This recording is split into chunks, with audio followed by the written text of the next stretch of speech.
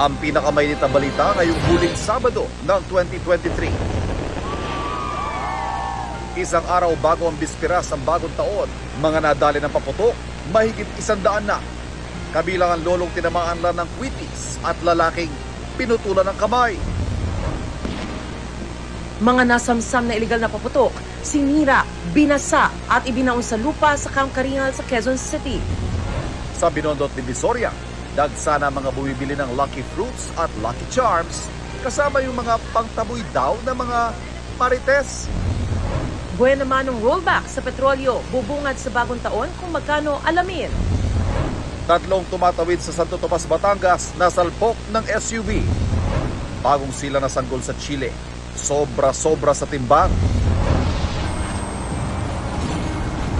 At ang pasilip sa ilang bagong handog ng Kapuso Network na abangan sa 2024.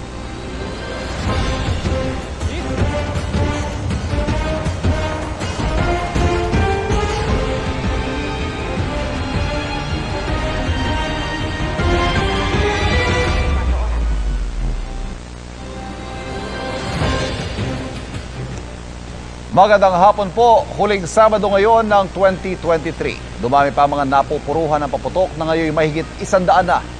May nadamay lang sa pagputok ng kwitis at may isang naputulan ng kamay.